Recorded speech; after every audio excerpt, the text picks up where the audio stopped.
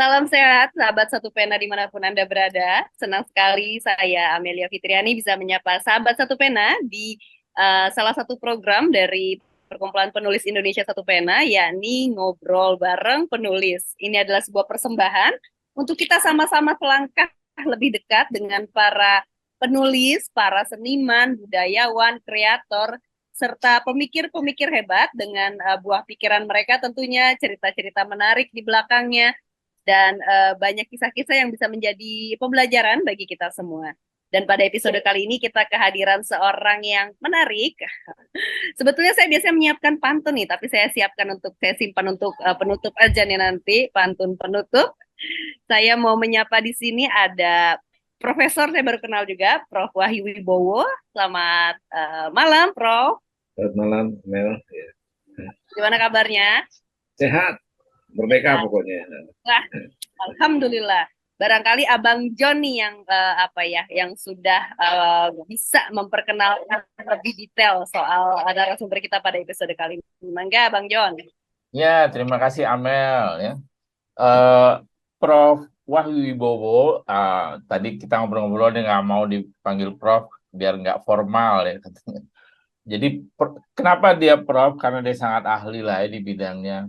Eh, Prof. Wibowo ini, saya manggilnya Mas Bowo aja. Dulu saya kenalnya udah lama, panggilnya Mas Bowo. Waktu Mas Bowo ini masih bekerja di majalah Mona Lisa ya. Waktu saya masih lebih muda bahkan dari Amel barangkali sekarang. Amel kan 31 ya. Sekarang mungkin dulu saya lebih muda dan kenal Mas Bowo ini.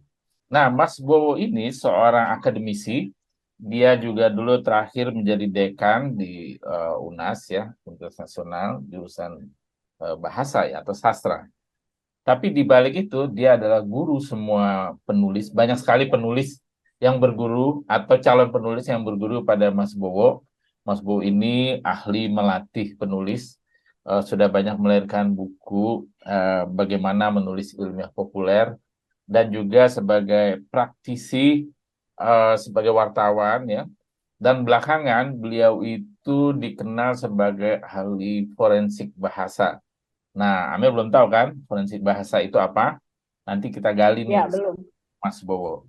Kita tanya dulu, kita sapa dulu. Mas Bowo, giliran saya Hai, menyapa. Tadi Amel udah menyapa nih. Apa kabar? Horas, baik, Bang. Apa Wah, kabar? Waduh, ini 20 tahun yang lalu kita ketemu ya. Baru ketemu iya. 20 tahun kemudian ya. Hampir sahabat, ya kan? Tetap muda ini, Mas Bowo. Masih gitu-gitu aja ya. Alhamdulillah. Kecuali udah pensiun ya. Iya, Apa nih, Mas, kesibukannya sekarang sebagai pensiunan? ngajar, ceramah, seperti Ya. gini, di undang-undang gini. Hmm. Sesekali kemudian kalau ada kasus yang memang dimintakan oleh Barreskrim untuk ditelisik secara bahasa, saya diminta juga. Ini udah dua nih topiknya nih. Tentang mengajar dan tentang soal ahli forensik ya. Salam nanti gitu ya. Itu mesti 2 kali ini. Bisa Dua, dua kali dua apa nih? wawancara ya. Dua Dua apa istilahnya? episode. 2 episode. Podcast, dua episode ya benar. Panjang soalnya. Iya, iya. Nah, cuma saya pengen nanya dulu nih sebagai pensiunan ya. Iya, saya jadi banyak. Tadi kita sudah ngobrol. Saya bilang saya memperhatikan para pensiunan ahli bahasa itu lebih bahagia nih dibandingkan pensiunan misalnya ahli nuklir, ahli kimia, ahli ekonomi dan ahli-ahli lain ya. Itu kalau ahli bahasa saya perhatikan para pensiunan ahli bahasa saya banyak mengenal melalui WA Group, beberapa nama besar saya kenal juga. Sampai dia setua kita ini dan lebih tetap membicarakan keahliannya tentang bahasa ya. Tapi saya nggak pernah tuh mendengar ya ahli nuklir sampai dia tua ini masih ngomongin nuklir, ahli ekonomi gitu. Itu bagaimana sebenarnya menurut Mas Bowo itu? Sebetulnya begini, Pak. Eh, Amel juga. Halo, Amel lagi ngapain? Halo. Amel Dengar, aku dengar. Ya. Dalam bahasa itu sebetulnya eh, agak keliru ya kalau ini menurut saya nih pensiunan. nggak ada agak pensiunan. ya, agak keliru kalau kita mengatakan bahwa ahli bahasa itu ngomongin bahasa mulu. Hmm. Mungkin ada kesadaran beliau-beliau itu yang pensiunan ini bahwa sebetulnya ketika bahasa diajarkan di bangku akademik itu akan beda banget dengan apa yang terjadi di masyarakat. Gitu. Jadi yang dijadikan garis bawah adalah para akademis di dalam dunia bahasa itu menjadi ahli bahasa gitu, ahli bahasa, ahli teori bahasa. Nah, kalau kita semplung ke masyarakat, maka itu nggak penting lagi teori itu. Yang ada adalah harusnya ahli berbahasa. Jadi, nah itu. Jadi mestinya kalau yang ahli menyusun kurikulum hal ini, saya nggak tahu siapa itu, mesti memahami dua hal ini. Karena pada kenyataannya memang bahasa Indonesia yang diajarkan di bangku sekolah, bangku akademis, beda banget dengan apa yang terjadi di masyarakat. Makanya kemudian masih banyak cap atau apa kepada bahasa Indonesia bahwa pelajaran bahasa Indonesia pelajaran yang menyusahkan gitu. Itu Bang. Jadi artinya harusnya memang diajarkan menjadi ahli bahasa, bukan ahli teori bahasa. Kalau Bang John sebentar, kalau Bang John buka kurikulum maka itu di situ menjadi ahli bahasa. Masa anak SMA misalnya, jadi kan ahli teori bahasa, bukan ahli berbahasa, beda ini. Ya. Ahli berbahasa itu maksudnya praktisi. Ahli berbahasa, ya, ahli berbahasa itu praktis. Artinya begini, di dalam kehidupan banyak sekali apa istilahnya ranah atau konteks berbahasa yang akan berbeda dengan teori. Nah, konteks-konteks ini mestinya dipahamkan kepada anak-anak melalui teori ya tentunya, sehingga mereka tidak ketika dia dan tidak menganggap bahasa Indonesia misalnya bahasa yang susah gitu. Mereka diajarkan biasanya kan bahasa baku bukan bahasa baku dan bahasa tidak baku. Itu yang mana bahasa tidak baku bagaimana gitu kan. Terus mereka sudah ngafalin itu kayak gitu. Yep. Ini saya mau nyambung dikit nih. Begitu juga di kurikulum sastra. Iya. Sastra juga gitu.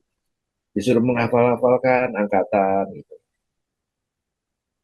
Angkatan sekian, ada Pak John gitu. Itu terus buat apa? Gitu. Ya. Padahal sementara itu di tempat lain, lulusan SMA misalnya, sudah harus memahami 20 novel yang dia baca. Dulu kita diajarin sama guru kita, berapa novel itu Bang? Zaman itu. Satu SMA aja deh. Gitu. Jadi apa saya mau nyambung dikit ini, Mas Bowo. Ya.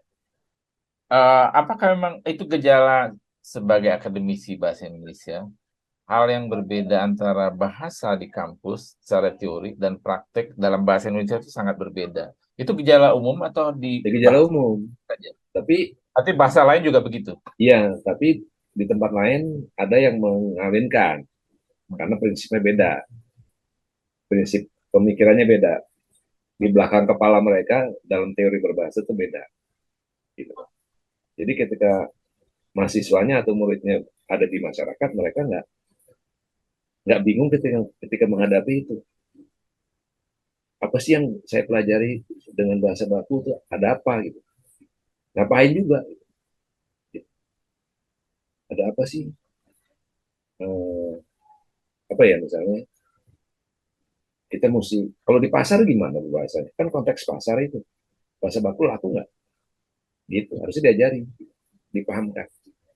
Gitu. Jadi ini yang membuat kurikulumnya mestinya sih. Sudah sih dibikin tematik kalau di SMA itu. Tapi bukan itu maksudnya. Gitu. Kurikulum tematik bahasa Indonesia ditempel-tempelkan kemana-mana itu nggak jelas ya. Gitu. Gitu Bang. Abang kok kelihatan bingung gitu? Jangan bingung Bang, tenang.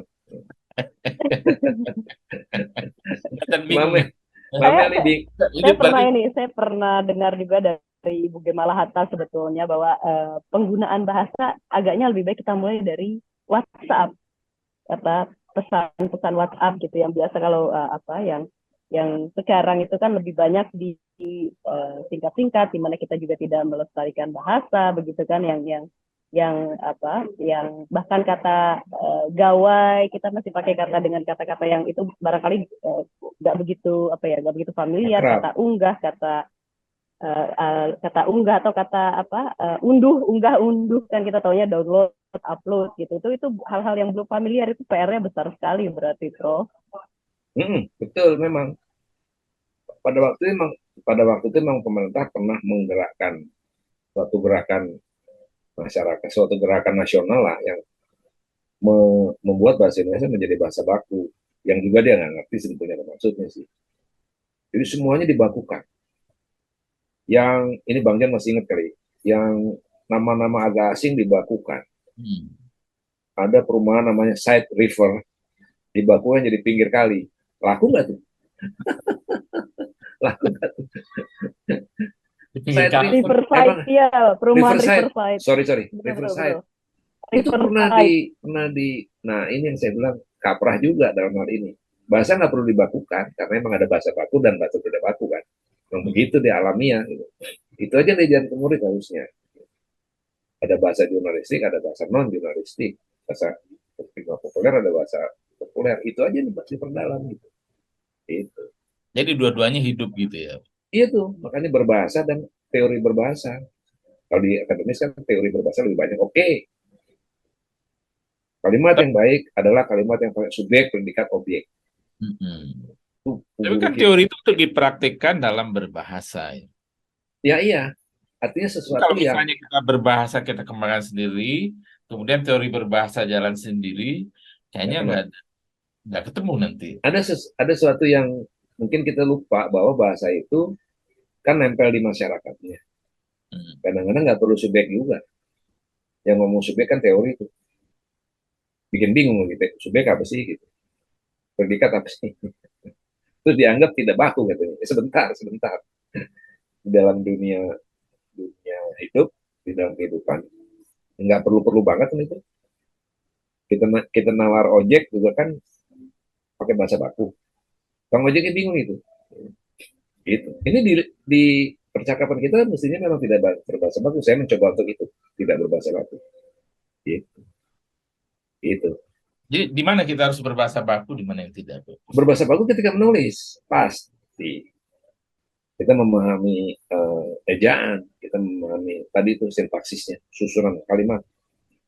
Kita memahami yang lain. Iya harus, wajar karena konteks kita sedang ada di situ. Mengajar misalnya, berpidato, itu di undang-undang ada tuh. Lalu ketika kita ada di atas bus, mau menghentikan bus kita, masa Bapak sopir yang baik, tolong Pak atau Bang, berhentikan mobil Abang gitu.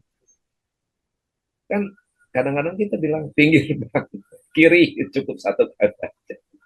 Ketok kaca, top gitu. Nah, kita sering dimarahin yang begitu. Nah, itu kan lucu kalau dimarahin. Lihat konteksnya dong. Tapi itu kalau kita contohnya dari kalangan yang tidak baku ya. Sekarang kita dari kalangan baku nih. Kita menulis, kita berpidato. Itu kan komunikasi sebenarnya. Komunikasi itu kan nggak penting baku-baku amat. Oh ya. Nah, kalau kita bisa menyampaikan gagasan kita, bisa juga dan diterima, ya itu kita nggak perlu pakai bahasa baku kan kalau itu pidato. yang namanya konteks. Kalau pidatonya di depan menteri, saya sebagai presiden ya pakai bahasa baku. Konteks kan. Gitu. Konteks. Bahkan pernah di dalam kalau udah dihapus, kalau saya lupa itu di undang-undang, daerah harus berbahasa Indonesia. Betapa menderitanya kepala daerah kita harus berbahasa Indonesia. Yang mana bahasa Indonesia maksud dia? Surat dinas dia oke kok, surat apa dia oke kok. Itu masih suruh berbahasa Indonesia. Dulu undang-undang itu ngomong gitu. Undang-undang bahasa dan lagu itu. Itu. Bayangin coba. Gubernur Papua yang baru ditangkap itu berbahasa Indonesia. Ya yakin saya. Gitu. Tapi Amel, kita tarik ke belakang. Itu Bang. Mas Bowo. Mengapa Mas Bowo tertarik masalah bahasa sejak kapan ya? Memutuskan, nih, profesi saya bahasa. Sejak SMP. Ini ada yang, apa ya namanya, cerita yang lucu tapi ya memang betul terjadi. Ayah saya kan wartawan. Satu angkatan sama Pak Harmoko. ya kan. Terakhir beliau ada di Berita Buana, ya kan. Udah nggak ada, udah meninggal. Siapa Nah, dia namanya? teman baik dari HB Yasin. Namanya Susilo Winarno, mungkin abang tahu kali. Oke. Kalau Bang Saki yang tua-tua pasti tahu deh. Susilo Winarno. Nah, dia dekat dengan HB Yasin. HB Yasin dekat. HB Yasin sering ke rumah waktu itu, saya ingat betul tuh, SD SMP tuh. Ada orang kok gemuk ini, siapa nih temannya bapak lagi gitu kan. Terus suatu hari dia bawakan buku saya, Bapak itu, almarhum Bapak membawakan buku saya yang ditulis oleh Pak Yasin. Saya lupa nama bukunya ya. Gunung Agung, ya kan. Nah, saya baca, sejak itu saya senang menggeluti dunia itu gitu. Terus udah terus aja. Ketika masuk fakultas sastra dan diterima, tiba-tiba beliau ada di kelas saya. Ya tentunya dia nggak kenal lagi kan. Terus saya selesai mengajar, saya datang nih, Pak, saya anaknya Pak Susilo Winarno. Kaget dia. Susilo, mimbar Indonesia di Berita Buana. Iya, saya bilang. Lu apa kabar? Nggak ada, saya bilang gitu waktu itu. Itu ceritanya. Tapi Dan lumayan buat sejak itu saya nilai dikasih kan baik itu ya. nilai sama dia. Lumayan buat Oh, bagus banget nilai saya, karena kan karena anaknya temennya kan. Masa dikasih nilai jelek. Nggak mungkin ya. Oh, ini Tifa Penyair dan Daerahnya, mungkin abang tahu itu, buku itu. Legend kok. Tifa Penyair dan Daerahnya. Tahun berapa ya? Buku itu 50-an lah. Iya, iya. Gitu. Isinya itu cerita mengenai penyair siapa. Tifa Penyair dan Daerahnya. Jadi apa namanya? Saya tahu buku itu. Saya mulai ingat gitu ya. Iya kan? Pasti tahu. Iya kan? Iya. Maksud saya apa yang memikat dari cerita-cerita penyair yang sebenarnya Iya itu. Saya penyair bilang itu kok. kan nggak ada yang wah ya bagi anak muda, anak SMP ya. Nah, nggak tahu kok saya Kalau nikmat saya itu betul. kiranya wah ke depan. Iya, nikmat betul. Ya waktu itu belum ada ini sih kata Mbak Amel tadi, belum ada HP kali ya. Saya nggak bisa googling gitu loh, googling. Itu saya baca dengan sangat serius. Makanya kalau tadi Mbak Hatta, siapa tadi? Hatta, putranya Bung Hatta itu. Ibu Gemala Hatta, Ibu Oh, Gemala. nah, mengatakan belajar dari Google, dari HP, itu ke bagian yang kedua, pergaulan harusnya gitu. Karena kalau di Google dicari yang bahasa baku, berantakan semua itu. Gitu Bang ceritanya. Oh, jadi Mas Bo itu tertarik pada bahasa dulu baru ke jurnalistik ya? Ah iya, habis itu saya nulis di Buana Minggu. Buana Minggu masih ingat kan abang? Masih. Di Banyak Buana hiburannya. Minggu, ada berita Buana, ada Buana Minggu. Iya, punya Pak Wibowo itu. Namanya Wibowo juga kan. Tapi bukan Bapak ya? Dimuat, kaget juga saya. Habis itu. Apa nih? Bukan, itu kan Atau Bapak di berita Buana dia. Dan dia nggak tahu. yang Ya, dimuat? apa yang pertama kali dimuat? Apa yang pertama kali? Oh, cerpen. Cerpen ya. Oh, cerpen. Oke. Cerpen. Saya lihat, jadi gini loh. Kok ini orang bikin cerpen begini, saya pelajari gitu loh. Oh gini, bikin kalau pakai istilah istilah akademiknya, oh dia bikin tokohnya begini, bikin latarnya begini, oh gitu. Saya coba, dimuat. Habis itu tagihan deh. Sinar Harapan lah, kemana lah, waktu itu bang, zaman kita itu kan, abang ingetin itu. Itu. Kayaknya mudah sekali bagi Mas Bo menulis fiksi waktu itu. Iya, nggak tahu karena kan diajari bahwa kalau, nah ini ada yang namanya penyair atau seniman bakat alam dan ada penyair atau seniman akademis. Bedanya cuma satu. Kalau cari ilham, yang bakat alam itu bisa 2 tahun ke 20 tahun baru ketemu bakat apa namanya topiknya itu. Saya mau nulis apa sih ini? Tapi kalau akademis, ya saya ada ngalamin sendiri. Kita kan diajari cara bikin tokoh bagaimana, cara bikin latar bagaimana, cara bikin ini gimana. Dikasih contoh-contohnya. Ini penyair ini dulu belajar sama siapa? Gitu. Kayak misalnya Hemingway, kok begitu terkenal dia? Dia belajar kepada Anton Chekhov. Nah itu kan. Bagaimana cara belajarnya? Hemingway nggak kenal, bahasa Rusia juga dia nggak tahu. Dengan bahasa Inggris, dia hafalkan isinya cerpen-cerpennya Anton Chekhov. Bayangin coba, Hemingway itu dihafalkan dan ditulis lagi. Sampai kemudian dilihat, oh ya sama saya dengan Anton Chekhov. Lalu dia mencoba menulis sendiri, lalu dia punya gaya sendiri, Hemingway. Itu yang nulis itu Bang, lelaki laut dan apa itu. Ya, itu. Membedanya satu bunuh diri, satu enggak, itu aja. Ya. Itu. Ini Amel cerpenis. Amel ini cerpenis. Cerpenis kan dia? Iya, Men? Nggak pede tapi saya Ya nggak kurang bedanya pede karena itu untuk tadi. menunjukkan. Jadi cari satu role model, ikuti aja dia gaya Iya. dia.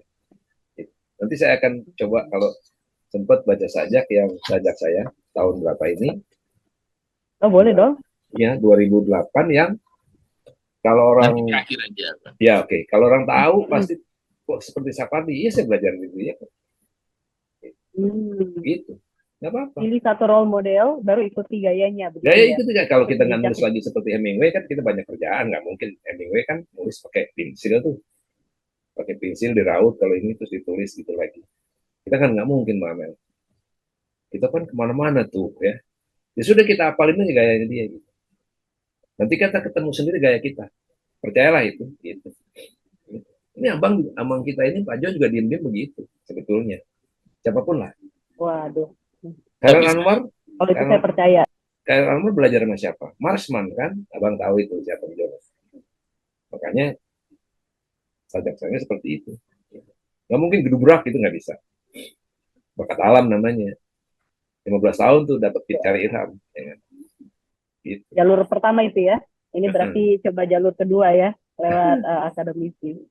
Misi, saya disadarkan bahwa ternyata seperti itu gitu. Ya. Bagaimana tuh Mas Bob beralih ke jurnalistik? Oh, itu kan berarti kan asalnya dari sastrawan ya, cerpennya. Ya. Apa concernnya ke bahasa ya? Diajak sama teman, saya lupa namanya, suatu majalah waktu itu apa ya, terus kebetulan terus di yang kita ketemu itu Bang di situ kan. Oh, di Mona Lisa itu. Tapi sebelumnya udah macam-macam.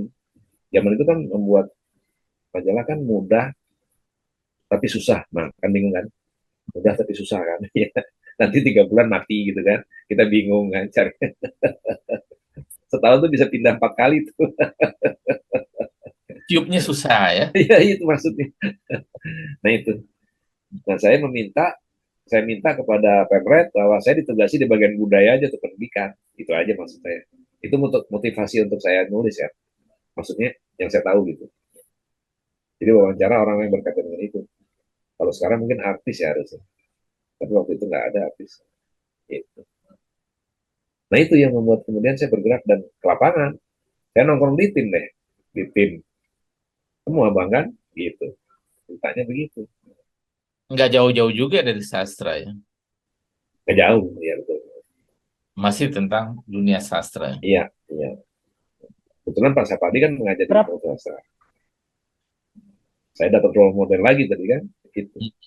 Dan dekat sekali saya dengan almarhum Pak Sapadi itu. Kami masih dekat sekali. Gitu Bang ceritanya. Ini menarik nih. Dalam hal yang pertumbuhan itu. Apalagi zaman itu disuarakan lah. Kalau mungkin zaman sekarang lebih bagus ya, karena ada gadget ya. Dulu sih nggak ada. Pertempuran antara kubu Rawamangun, maksudnya kenapa? Dengan kubu tim kan. Wah, akademis dan bukan akademis, ayo loh, ya kan.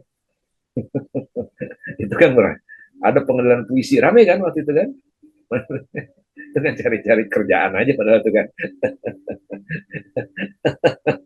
Cari kerjaan ya? Iya, cari kerjaan aja supaya bela ideologi masing-masing tuh. Iya, makanya.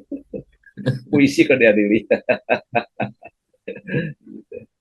Tadi Amel mau nanya apa tuh Mel?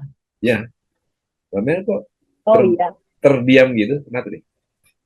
Tergugu kalau bahasa Indonesia. Aku mencoba mematung, terpaku. Mematung, ya. Lalu kerja jurnalistik itu digeluti untuk berapa lama? Sama aku manggilnya Mos juga deh biar kelihatan muda. Saya sekitar tingkat 2, tingkat 3 kali ya, 1979. Itu karena saya diajak untuk jurnalistik, saya ikut. Lalu berakhir pada tahun 2000, bayangin Mamen. 20 Saya tahun. 79, 2000. Wow. Puncaknya adalah ketika saya memimpin ini, Bang. Tabloid Paron. Paron, wah teman-teman pindah sana Nah, Paron. Tuh, anak-anak warta ekonomi banyak. iya benar. Hmm. Tabloid Paron. Ketika Paron kemudian kena masalah korupsi kan, korupsi lalu dibredel istilahnya dibredel, nggak dibredel sih, dimatikan sama yang punya, lalu kan diberi pesangon, dan oke, diberi pesangonnya, saya S2 kuliah dari pesangon itu, betulan juga sih. Sejak saat itu saya nggak mau jadi wartawan lagi, tahun 2000 itu. Karena saya sudah ada di kursi jenderal gitu menurut saya. Hmm. Pemret kan, oh Pemret kan sudah, ya masa kalau saya datang ke itu lagi saya jadi reporter lagi dong, gitu. Kalau saya punya duit untuk bikin lagi sih nggak apa-apa gitu. Gitu. Itu keputusan dulu ya, keputusan sangat emosional ya. Gitu. Udahlah, masa dari muda sampai tua ceritanya cuma mati mulu. Perusahaan kita kan mati, ntar hidup 3 bulan doang, mati lagi gitu. Lama capek juga bang, abang ikut itu pas itu, abang nih inget itu, gitu bang ceritanya. Itu paralel dengan dunia akademik jalan terus ya. Oh iya, pada waktu wartawan saya tetap ngejar, gitu. Di mana-mana. Itu kan langka itu. Biasa wartawan aja, yang ngajar aja gitu. Iya, di mana-mana. Kemudian menikmati betapa menjomplangnya jadi dosen dan jadi wartawan, penghasilan. Saya menikmati banget tuh. Maksudnya bukan lebih banyak dosen, enggak. Lebih miskin dosen. Wartawan gaji juga kecil kan. Nggak ada wartawan yang besar. Kecuali. Wartawan waktu itu gaji kecil, tapi kan tanda petik penghasilan itu gede bang. Jangan lupa bang. Oke. Kalau kita datang ke ini kan ada transport kan, yang sekarang nggak boleh itu. Ya, ya sudah gitu, dapat dari situ. Gitu. Tadi saya mau nanya tapi nggak tega, ya mana lebih besar, tapi untung udah dijawab ya. Oh, sampai hari ini, detik ini saya pensiun dosen, itu karena SK, Undang-Undang Menteri ya, 65 tahun kan. Berarti namanya bisa bilang bahwa saya di atas 65, iya. 65 udah harus berhenti jadi dosen itu di swasta, harus berhenti. Habis itu nanti jadi dosen tidak tetap atau dosen kontrak, gitu. Lebih jauh lagi hasilnya. Lebih jauh lagi. Makin lama makin. Kalau secara batin ya, Mas Boman yang membahagiakan jadi wartawan atau jadi? Itu kedua-duanya kalau saya sudah menikmati sih ya. Ada satu wilayah yang amat sangat bisa kita renangi. Nah, wilayah bahasa. Orang lain bingung dengan itu, kita enggak. Ya kan, Bang? Orang lain bingung bagaimana gue nulis ini ya. Bikin undangannya kadang-kadang kita tolong lah itu. Tante-tante itu di kampus itu. Ibunya teman-teman saya itu. Bu, dipanggil Mami. Oh, kemana? Ke rumah. Oke, pasti Maminya perlu sesuatu nih. Gitu. Bener. Yang penting kan sore itu kan dia menyuguhi saya makan malam kan. Lumayan kan, mahasiswa nggak bayar makan malam hari itu. Perbaikan gizi ya. Iya, itu. Tante nggak bisa bikin undangan, tante mau rapat nih. Undangan apa tante ini? Gimana caranya? Ini mesin tiknya, ini kertasnya, jadi bikinin kan. Udah, itu. Itu kalau ini teman-teman saya yang suka tantenya itu pasti ketawa. Iya memang. Saya jadi ingat cerita Mas sekarang Memar. mereka. Saya ingat cerita Mas Memar Mangyang, tangga dia jatuh cinta. Kemudian dia minta bikinin surat cinta sama Bang Mimar itu. Ya dibikinin lah surat cinta. Nah, ya itu persis kayak gitu. Modelnya gitu, mirip aja gitu. Lucu itu mah cita-cita itu. Gitu Mbak Amel. Mbak Amel mau nanya apa lagi nih? Amel, mungkin kita pindah ke ini Amel. Kita putar video. Bayu. Boleh. Abang Jo sudah siapkan sebuah video. Tolong Bayu. warga Kalimantan. Kita tanyakan Yaudah, terus langsung kepada pakar forensik bahasa Universitas Nasional Wahyu Wibowo. Kami juga menghubungi tim pengacara Edi Mulyadi, namun mereka masih berhalangan karena mendampingi pemeriksaan. Selamat sore, Pak Wahyu. Selamat sore, Mbak Merdeka. Iya, apa kabar? Bisa mendengar suara saya dengan baik ya? Baik ya, baik banget ya. Suara saya baik juga. Terdengar jelas, Pak Wahyu. Jadi terdengar. sekarang kan kasusnya masih disidik oleh pihak Barreskrim Polri, oleh tim penyidik. Nah, tapi bicara soal dari sisi forensik bahasa, sebenarnya pernyataan Edi Mulyadi apakah memang mengandung ujaran kebencian tadi, Pak Wahyu? Yang mana, Mbak? Yang mana tepatnya? Tentang Kalimantan dong, terkait dengan kasus ini. Jadi gini, Mbak. Di dalam berbahasa itu ada tiga kegiatan, tiga aktivitas seseorang dalam berkata-kata itu terkait dengan maksudnya, terkait dengan wujud maksudnya. Wujud maksudnya itu boleh pidato, boleh gambar, boleh terserah itu ya, boleh omongan, boleh kata-kata, dan juga termasuk bagaimana respon orang. Nah, kali ini kita ada di pihak tiga, poin 3, pihak respon orang. Oke. Kalau berkaitan dengan sebuah tanah leluhur, tanah kelahiran, tanah air, begitulah anggap saja. Ya. Itu ada yang disebut dalam bahasa itu sakti, istilah sakti. Sakti itu adalah yang menguasai orang-orang. Jadi tentu saja kalau misalnya saya lahir di Betawi gitu umpamanya gitu, secara sakti tadi, saya akan tanda petik mati-matian merasa sebagai orang Betawi, itu sakti. Sehingga kalau ada orang yang mau menghina saya, Betawi saya, mau apapun gitu yang berkaitan dengan misalnya mau bilang ujaran kebencian misalnya gitu, maka saya akan marah, pasti itu. Kalau lebih besar sakti, itu namanya tanah air, gitu Mbak. Jadi dikatakan bahwa ini terkait dengan tumpah darah, otomatis tadi akan sangat sensitif atau sakti tadi untuk masyarakat yang bersangkutan. Sakti, iya. Kalau sensitif kan istilah sehari-hari ya, nanti suka bikin perkara. Sakti aja, sakti. Jadi kalau tidak sakti maka tidak akan marah orang-orang Kalimantan itu, gitu lah. Terkait dengan ucapan, misalnya tadi tempat jin buang anak. Ya.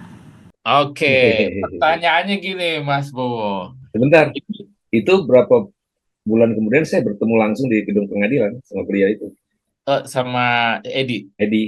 Ya itu Dan wartawan juga kan, dia kan kita juga wartawan juga itu dia kan. Di Neraca ya. Saya bilang, Anda itu wartawan kok kayak gitu sih. Kilaf Mas, begitu. Kilaf, mantap kilaf. Emosi dia bilang. Emosi. Itu omongan yang off the record apa memang setelah bubar pengadilan saya datang aja. Salaman kan. Oke, pertanyaannya Mas Bowo. Ini forensik bahasa ini hal baru ya. Apakah hal baru itu di Indonesia atau memang itu sudah ilmu yang sudah lama berkembang dalam bahasa? Sudah lama berkembang. Pencerahannya. Apa itu forensik bahasa? Sudah lama berkembang di dalam bahasa dengan nama linguistik forensik. Kalau saya ubah namanya di Indonesia menjadi forensik bahasa. Itu apa itu? Itu adalah bantuan orang bahasa terhadap kasus-kasus yang ada di pengadilan yang memang membutuhkan pemahaman mengenai kebahasaan itu. Gitu. Itu memang dibutuhkan. Di metode pemeriksaan Barreskrim juga ahli bahasa dibutuhkan. Apalagi sekarang, Mbak Amel, ketika banyak sekali orang menggunakan HP itu kan, gadget itu. Mungkin ada yang bisa dijelaskan begini. Ketika Bu Iriana Joko Widodo didampingi oleh Ibu, saya juga diundang TV waktu itu, oleh Ibu Presiden siapa itu, lalu oleh netizen diberi komen itu, Bi kopi Bi gitu. Oh iya. Waduh, saya bilang itu bisa bikin perkara kebangsaan, saya bilang. Karena kata Bi itu kan ucapan sehari-hari kepada siapa kita tahu kan. Bi. Cuman pada waktu itu hukum mengatakan, hukum kalau emang tersinggung, Bu Iriana sendiri yang ngadu harus ke pengadilan atau ke baris. Jadi nggak bisa diadukan, nggak bisa minta tolong, gitu, nggak bisa. Jadi ya sudah. Padahal itu masalah besar loh. Undang-undang loh itu ada di situ. Iya, masalah negara itu tidak ya. boleh menghina, iya. Di Dalam OPB, pertemuan formal. Ya. Iya. Nah, apakah forensik, apakah forensik bahasa itu identik dengan substansi apa yang ingin dikatakan oleh seseorang? Ya? Iya, makanya dikatakan tadi kalau dengar itu sedikit, di dalam bahasa ada 3 hal yang harus perhatikan. Niatnya orang itu, bentuk niatnya. Bisa berupa kata-kata, gambar, atau apa. Kemudian yang berikutnya adalah respon masyarakat. Jadi, nggak mungkin seseorang bilang, enggak, saya nggak punya maksud, nggak mungkin. Ketika dia bikin apa gitu di media massa misalnya, di apa media sosial, lalu ada yang marah gitu. Ah, enggak, saya main-main aja. Main-main gimana? Kok begitu bahasanya gitu. Kayak tadi di Mulyadi contohnya. Saya tidak bisa menghina banget dong dia bilang itu buang apa anak buat tempat buang jin, tempat jin buang anak. Iya. Itu sorry, kita nih Betawi kan ya, Mas Bowo. Biasa kalau Betawi ngomong gitu hanya untuk mengatakan itu jauh gitu. Iya, tapi kan jauh. persoalan tapi besarnya itu bisa apa tidak negatif, tidak sama. negatif. Kalau kaitan dengan sakti tadi yang saya katakan sakti, kita betul itu. Wah, negara gue, tanah tumpah darah gue itu Kalimantan masa dikatain kan gitu waktu itu. Itu. Kalau Jadi, dikaitkan dengan karena ini berkaitan dengan etika, maka orang sering lupa bahwa bahasa juga mengandung etika yang sangat tinggi yang berkaitan dengan berbangsa dan bernegara. Cuman orang kadang-kadang nggak sadar aja. Ingat nggak Pak Jokowi diganti kepalanya jadi patung Buddha? Iya. Patung Buddha, iya, bercanda. Patung Buddha atau sama dengan Jokowi? Katanya bercanda kan? Kok bercanda begitu? Oke lah, tidak usah di dalam dia menggambar begitu di rumahnya dikasih tahu ke anak-anaknya, oke. Tapi ketika itu diviralkan, itu udah jadi masalah etika bahasa itu. Berat itu. Gitu. Makanya penghinaan kan jatuhnya kadang-kadang begitu, Bang. Tadi di awal Mas Bowo mengatakan bahwa forensik bahasa itu kaitannya dengan niat dia ya. Nah, bagaimana itu untuk mengukur niat itu kan sangat memang itu kebanyakan kita melihat dari respon masyarakat dan dari bentuknya. Ya. Dari situ kelihatan bahwa niatnya apa, pasti itu cerminan dari niatnya pasti itu kehendaknya tujuannya. Ya.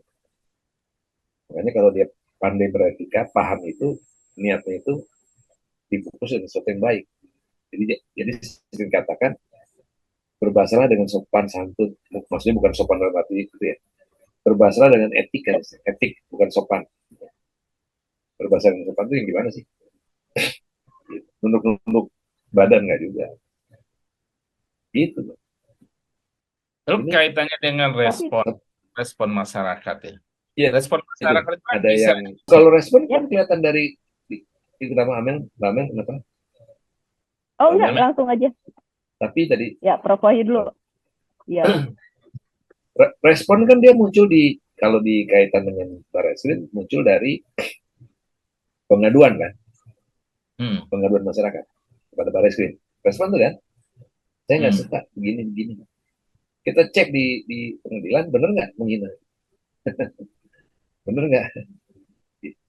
Ada dulu juga dalam satu kasus. Ya, gimana Bang? Enggak, respon ini kan bisa di-create ya sekarang ini. Artinya itu kita tidak bisa melihat respon yang spontan ya. Artinya kalau di-create, kita pengen memberikan respon negatif supaya ahli bahasa nanti ahli forensik mengatakan, ini berarti dia pelanggaran. Karena respon itu. Nah, maka dikerahkanlah orang untuk memberikan respon. Ada yang mengadu ke polisi, ada yang nulis di media sosial. Nah, itu bagaimana?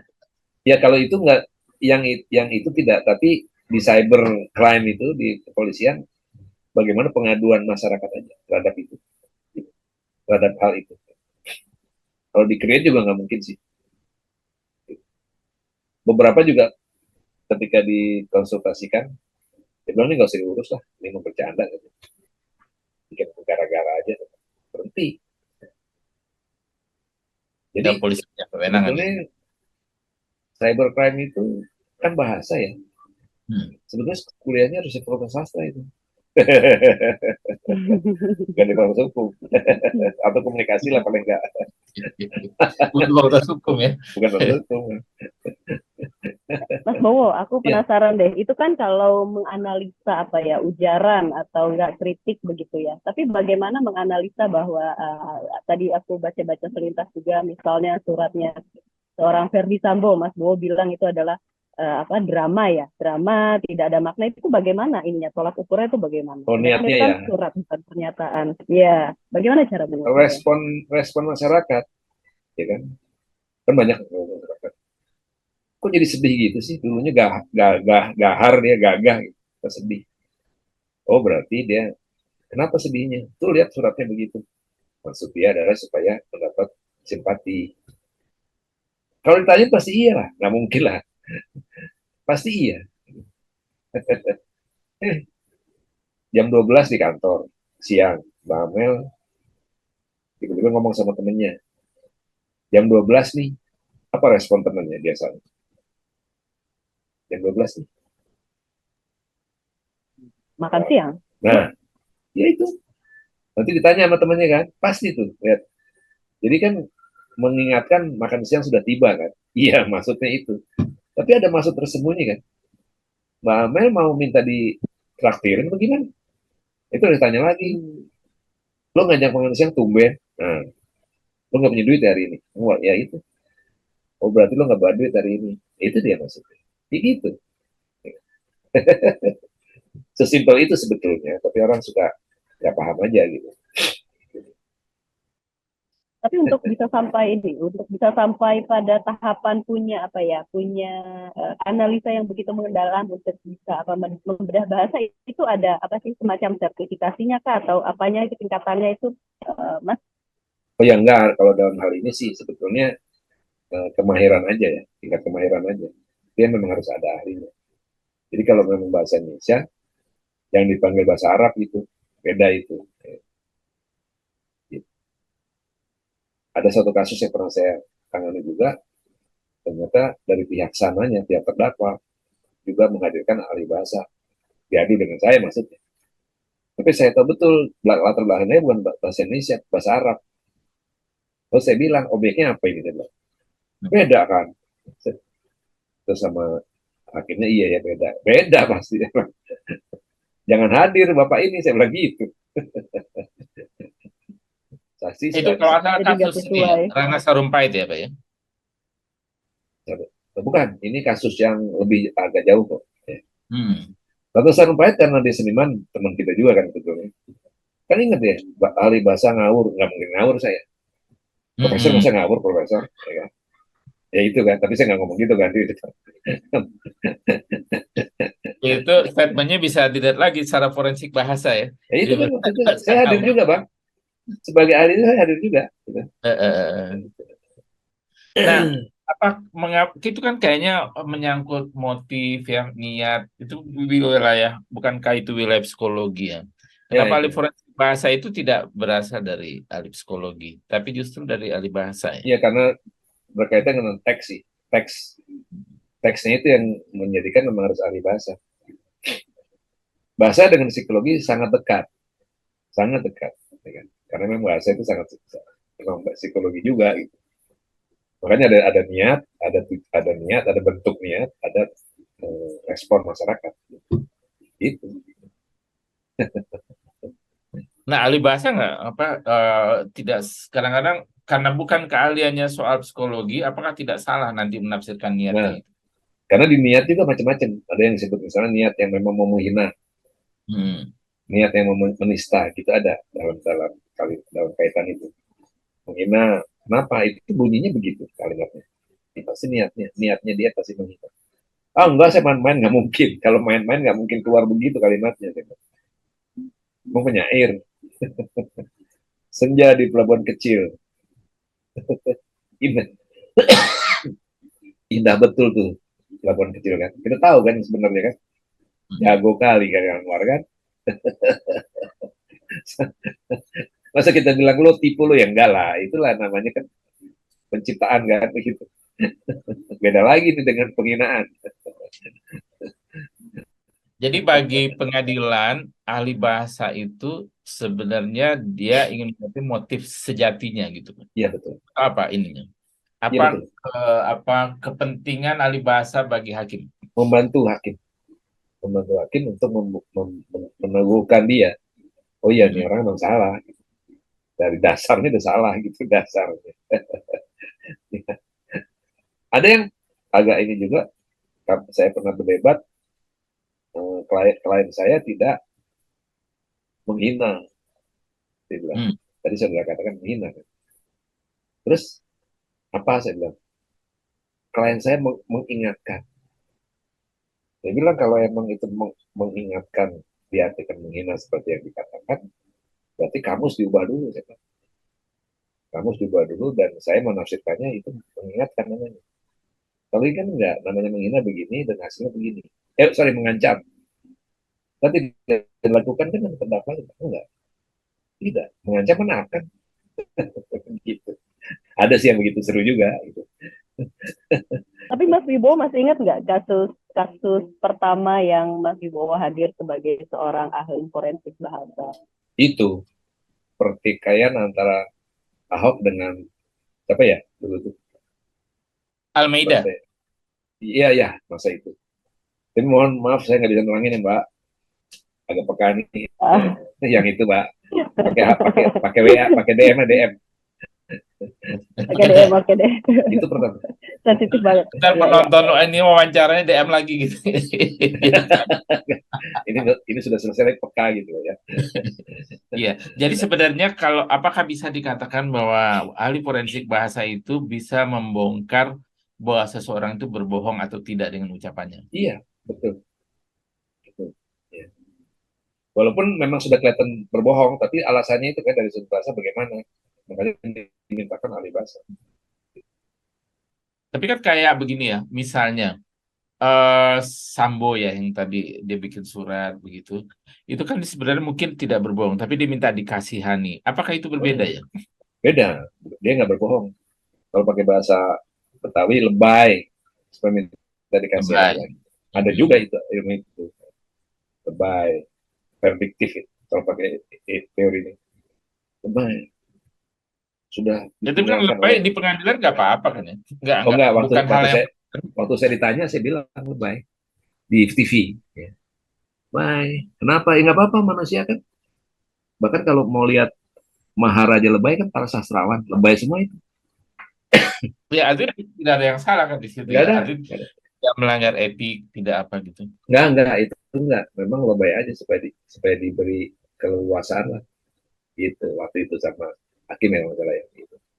Kenapa lebay? Manusia, saya bilang. Sudah saya ditinggalkan oleh teman-teman saya. Nah, itu kan datanglah ke gubuk saya gitu. Padahal rumahnya mewah. Sama kan?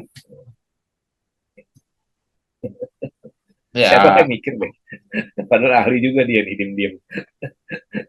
Si abang ini pinter banget bicara wajah. Ini pemain drama juga. Artinya kan begini, kalau memang begitu, mengapa pengadilan harus memanggil misalnya ahli forensik bahasa? Tidak ada motif yang dicurigai dia mengatakan begitu. Kayaknya pengadilan hanya memanjang-manjangkan drama barangkali begitu nggak? Ya, nggak tahu saya yang sebenarnya. Ini bahaya pertanyaan, nggak tahu saya. Tapi di undang-undangnya ada sih, jaksa. Yang mengundang itu jaksa, pihak jaksa. Dia mengundang itu jaksa ya. Jadi nanti suatu hari datang ke jaksa, tanya itu, maksudnya apa ngundang gitu. Boleh juga dong. Undang-undangnya ada. Ya. Amel, kita tayangkan ini Amel yang kedua ya, sisipan yang kedua. Ada boleh minta tolong buku ya. Buku. Oh. Salah satu buku Mas Bowo. Cara cerdas menulis artikel. Cara cerdas. Cara cerdas. Iya. Oke, ini pertanyaan pertamanya, Mas Bo. Mas Bo itu menulis 40 buku ya? Iya, lebih sekarang. Lebih sekarang ya? Yang terakhir kan forensik bahasa, tahun 2020. Oh, ada saya belum beli. Forensik bahasa. Iya, saya mau beli kemarin belum dapat. Di media pada habis ya. Adanya yang online. Kalau itu habis. Online ya, kalau yang lain masih. Saya kontak Gramedia habis. Nah, bagaimana tips ya barangkali Mas Bo bisa katakan kepada pemirsa ini nanti cara menulis 40 buku itu supaya kita kan tadi tentang menulis ilmiah populer ya. Nanti saya tanya lagi. Nah, sekarang Mas Bo sendiri udah melahirkan 40 buku lebih ya. Apa sih rahasianya menulis buku itu? Oh ya, pertama hobi ya. Yang kedua, kesadaran juga bahwa hobi itu hobi yang tidak mendatangkan uang juga. Ya, hobi aja kayak kita gini bang. Ya. Iya, kalau hobi yang tidak mendatangkan uang itu namanya kita udah pesimis ya, nggak laku deh buku. Enggak. Maksud saya ada yang bilang kan, wah ini kaya raya, nggak juga gitu. Enggak. Jadi malah kadang-kadang banyak yang dibajak. Jadi yang pertama adalah kebutuhan bahwa dosen harus punya buku teks. Ini yang kadang-kadang tidak digubris atau diabaikan oleh dosen. Karena lebih baik dia pakai buku teks ahli lain. Kan lucu. Bagi saya lucu itu. Ya kan? Bikin buku teks yang sama, yang ilmunya sama dengan itu. Dan kalau perlu sejajarkan dengan buku teks yang dia puja-puja itu. Buku pelajaran kita, buku teks kita 2. Satu punya ini, satu punya saya gitu. Tidak apa-apa juga. Cari di Gramedia. Saya begitu kemudian. Apa maksudnya? Ini dalam keilmuan ada, dalam filsafat ilmu juga ada. Disebut bahwa sebuah teori akan tidak bisa berjalan di tempat lain. Yang lahir di suatu tempat tidak bisa berjalan di tempat lain. Teori kemiskinan di Amerika dengan teori kemiskinan di Indonesia beda, maksud saya gitu. Teori sastra beda dengan teori sastra yang di Indonesia. Hasilnya beda pasti. Jadi kemiskinan di Amerika dengan kemiskinan di Indonesia beda bang. Ya. Saya nggak merasa miskin tuh, padahal miskin ya kan. Kira-kira gitu kan. Jadi artinya dosen Indonesia bangkitlah. Ini kesadaran saya sih. Menulis buku teks yang tanda petik melawan buku teks yang sering kita dewa-dewakan itu. Apalagi dari Barat. Percayalah bahwa satu konteks teori akan berbeda dengan kalau digunakan di konteks lain. Berarti apa? Berilah penafsiran kepada itu. Terutama pada contoh-contoh. Biasanya kebanyakan menggunakan contoh di sana. Kan? Kalau di Belanda, contoh di Belanda. Contoh sini dong. Jadi dengan demikian maka mahasiswa menjadi benar-benar cerdas. Kalau tahu maksud saya nggak pernah ngomong sih. Ini. Cerdas karena kebanyakan teman saya juga nggak pernah tulis buku sih. Ya. Karena nanti saya ngelempek lagi. Ya. Penghinaan lagi nanti kan. Pasarnya. Masa ahli forensik bahasa dilihat. Ini apa nih maksudnya? Tapi kenyataannya begitu. Gimana bang? Jadi kebanyakan. Menarik ya? Menarik gini, pertanyaannya menarik ini, seru nih. Ya. Jadi kebanyakan buku Mas Bo itu buku teks jadi. Sebetulnya di dalam dunia itu kan ada, kalau begitu agak kontradiksi nih dengan awal. Pertama kan karena hobi. Ya ternyata ini karena memenuhi sebagai dosen kan harus ada buku teksnya, bukan hobi. Ya enggak.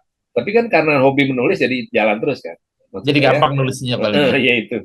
Maksudnya begini, di dalam dunia akademik ada buku teks, tadi kan, ada namanya penunjang buku teks. Jadi tidak seperti teks banget. Nah, itu yang saya lakukan, biasanya penunjang buku teks itu. Supaya tidak ngelawan benar yang teksnya banget gitu loh. Nah kan bahaya nih. Nanti bilangnya belagu kan, orang Betawi kan nanti kalau belagu gimana. Ya. Jadi saya bikin yang penunjang buku itu, selalu menunjang.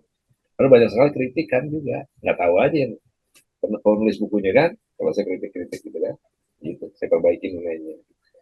Ini gini bang, gambaran gampang. Abang kuliah di Amerika sebagai ahli perikanan, abang nih.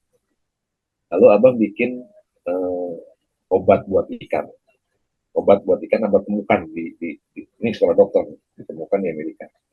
Lalu abang cobakan di ikan di sana. Hasilnya oke. sehat langsung 2 hari dari sakit ikan itu, bisa bawa ke sini ikan Indonesia. Bisa nggak? Saya kok yakin nggak bisa ya. Belum tentu maksud saya ya. Ya belum tentu ya. Harus Beda. bikin konteks di situ juga. Mungkin apa yang mesti dari sudut itu, unsur mana yang mesti dikurangi mungkin gitu ya. Gitu. Gitu. Lalu mau dicobakan lagi ikan di sini. Gitu. Gitu Bang. Nah, mestinya buku teks Indonesia banyak ya. Karena Harusnya. dosen Dan ini garis bawah Mendikbud juga waktu itu. Mendikbudnya waktu itu masih siapa gitu. Kami membutuhkan teori-teori dari dosen Indonesia, coba bayangin juga. Dia ngomongnya gitu. Berarti nggak pernah ada teori ya? Pengekor aja gitu ini, kan gitu maksudnya. Maksudnya gitu beliau tuh. Kita coba itu, tidak itu. Nah, apa yang terjadi dosen di Indonesia itu malas membuat buku teks? Kalau di dalam kaitan dengan kegiatan saya yang sebelum COVID itu, sebelum pandemi, kan setiap Kamis kami berkeliling provinsi, itu punya dikti tuh. Punya dikti, ada proyek kami bertujuh, dianggap ahli gitu, ahli nulis gitu, ahli bahasa, ahli ini. Kebanyakan mereka memang kalau main silat tuh tidak pandai mengeles, tidak pandai silat nih, tidak pandai menggunakan jurus gitu. Menulis kan seni ya, bukan teori. Bagi saya menulis itu seni. Kalau ada teori menulis, saya nggak yakin itu buku bisa diikuti orang banyak. Seni menulis puisi, seni membuat puisi nggak mungkin. Dikatakan itu seni, teori menulis puisi nggak mungkin sih. Gimana itu teori? Seni loh itu. Kalau seni menulis puisi oke lah. Jadi mereka terbebani dengan apa yang mereka alami sebagai dosen, bahwa kalau ditanya punya karya nggak? Saya punya karya. Kalau di S2, karya saya 2. Apa itu? Tesis dan skripsi. Udah seumur hidup itu aja. Seumur hidup tuh. Itu aja. Dibangga-banggain tuh. Saya nulis tesis tentang ini, skripsi tentang ini. Udah selesai itu aja. Kan itu kan sebagai puncak dari pembelajaran dia sebagai seorang mahasiswa, maka dia nulis tesis atau skripsi kan. Tapi karya dia, kalau ada karya dia nanti mungkin menerjemahkan juga nggak ada gunanya dalam pengertian kita ini, dalam konteks ini nggak ada gunanya. Curahan dia, teori dia apa tentang itu. Perbaiki dong teori yang sudah bertahun-tahun itu. Gitu. Yang diajarin ke mahasiswa itu lagi dan tahun. Nah di dalam buku dia ada perbaikan. Komunikasi. Mbak Amel, halo. Mbak Amel, halo. Hadir. Oh hadir, hadir nih. Komunikasi. Amel terkagum-kagum sebenarnya. Dia bingung nanya dia, pusing dia. Aku menyimak. Komunikasi, pengiriman dari A ke B, dari si pengirim dan si penerima, komunikasi.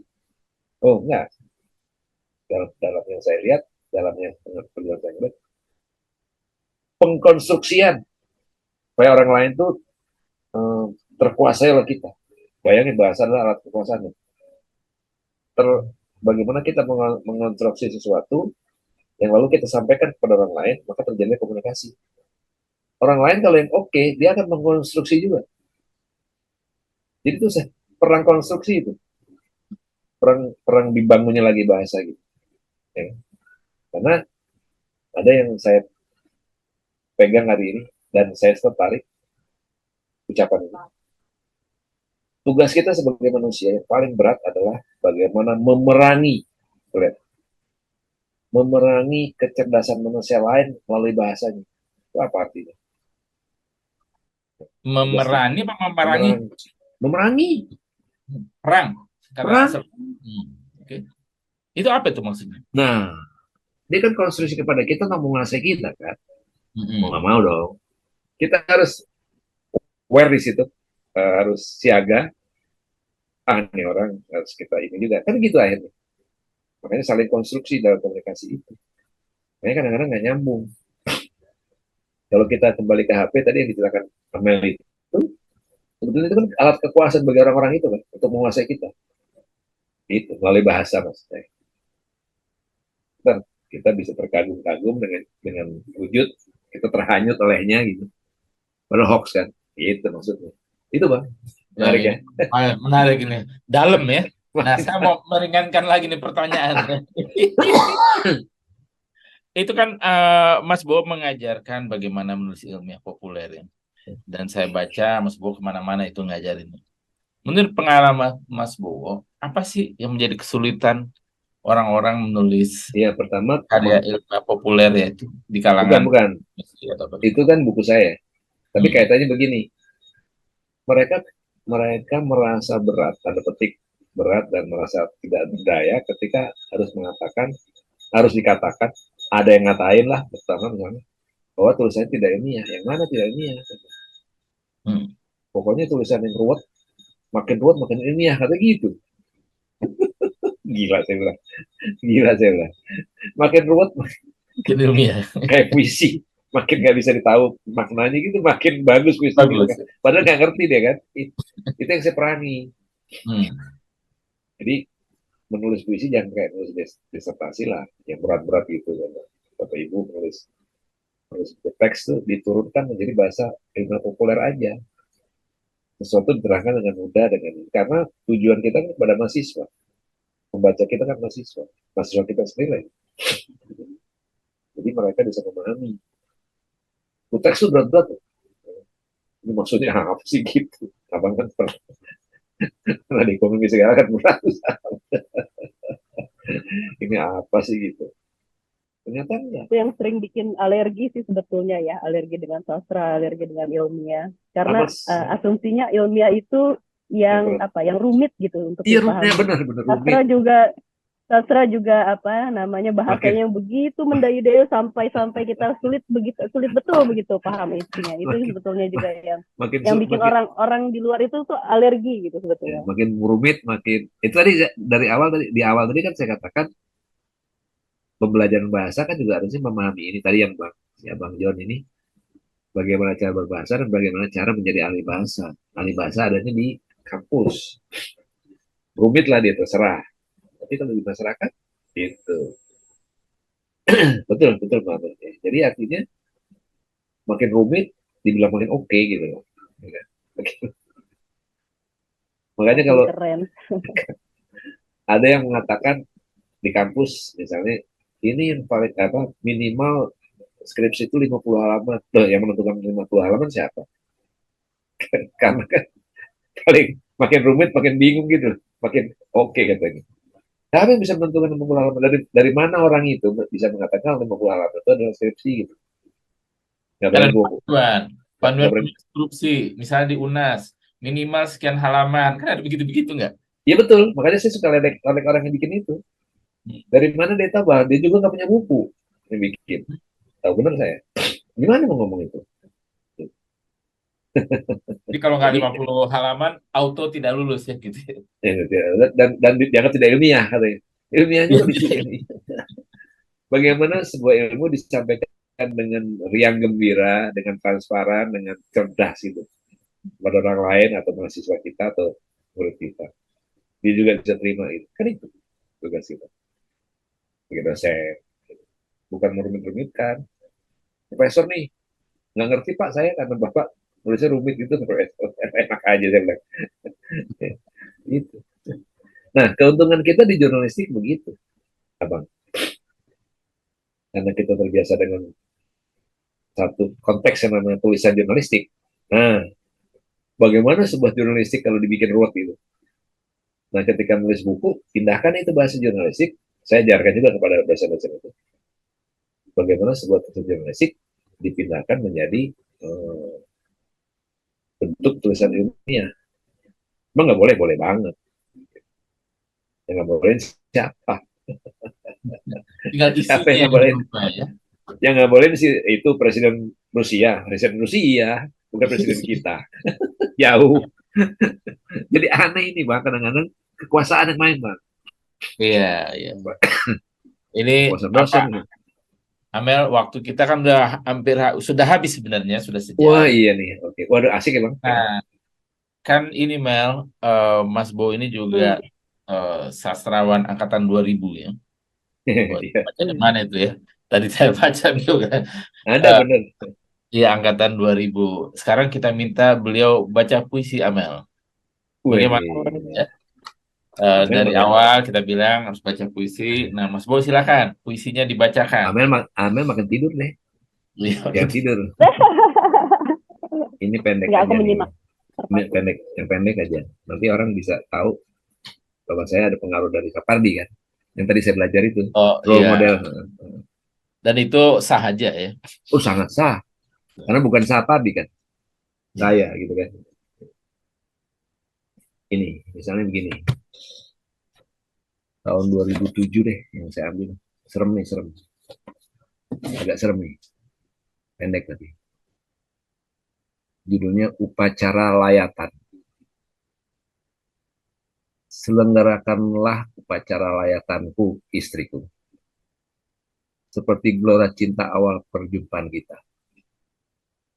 Sembunyi-sembunyi dari mata orang tua. Udah gitu aja. Kayaknya untuk memahaminya perlu ahli forensik bahasa ini. Saya butuh waktu nih mencernanya ini. nanti saya WA, saya foto deh, CDM. Oh iya, boleh. Boleh, Amel. boleh gitu. Pendek kok ini. Boleh banget. Atau ini yang satu lagi deh, karena pendek tadi kan. Boleh. Boleh dong. Ada yang romantis gitu. Ada nih. Oh itu romantis tadi tuh, Bang. Ini romantis nih, kata istri. Kalau ini enggak nih. Tapi oke lah. Saya belum paham tadi soalnya. Oke, ini juga pendek juga. Ingin aku menyentuhmu. Nah lo, ya kan? Tapi nggak ada kata nahlo kan di puisinya? Ya, nah lo nya pas Amel muncul di layar gitu, jadi nah Oh deh. gitu. Ingin aku menyentuhmu. Ingin aku tetap menyentuhmu. Sekalipun kau tak merasa. Seperti dulu ketika burung masih berteman daun-daunan. Dan kaki-kakinya yang tegak masih mencengkram dahan. Titik 2. Rindu asap pada awan. Udah. Ayo, referensi bahasa lagi. Referensi bahasa lagi. Ini saya ciptakan 2007. Mamel. Bayangin coba bayangin, bahaya nih. Aduh, rindunya seperti asap pada awan. Ini menarik ini ya. Ini kita lagi selesai. Cuma saya membayangkan nanti di tim itu akan ada pembahasan buku sastra dengan pendekatan ahli forensik bahasa. Nah, itu menarik. Jadi membahas puisi. Jadi yang dicari puisi-puisi yang forensik bahasa. Puisi yang penuh kejahatan gitu ya. Nggak mesti kejahatan ya, gelora yang tersalurkan. Yang bisa dibedah lebih mendalam. Metafor yang susah dicerna. Oke, Amel, silakan Amel. Saya masih butuh waktu sebetulnya untuk memahami sajak-sajaknya seorang Profesor Wahyu Wibowo. Saya senang memanggilnya Mas Wibowo karena sangat ramah begitu. Baik, terima kasih banyak Mas Wibowo atas obrolannya dan rasanya kurang sebetulnya waktunya. Saya masih harus belajar banyak dari seorang biasanya kalau sama Wahyu Wibowo. Sampai pagi saya ngobrolnya. Iya, zaman dulu ya pagi sambil ngopi. Jadi 1 jam nggak ada artinya sebetulnya baru pemanasan. Tapi semoga 1 jam yang menarik ini bisa memberikan wawasan tersendiri bagi sahabat Satu Pena dimanapun Anda berada. Saya mau menutup dengan pantun, sebagaimana janji saya tadi. Mohon izin nih, saya agak malu juga. Oke. Ke kebun kacang membawa sawo. Bagus. Pulang ke Pondok Cina, naik kereta. Seru banget berbincang bareng Mas Bowo, pria sederhana dengan sejuta cerita. Terima kasih banyak Mas Bowo. Banyak juga. Sama-sama. Terima kasih Mas Paul. Baik. Akhir kata, Oke, Bang. terima kasih juga sahabat satu pena dimanapun Anda berada. Ambil positifnya, semoga kita banyak belajar dari episode kali ini. Akhir kata, salam sehat, salam satu pena, dan sampai jumpa di episode selanjutnya.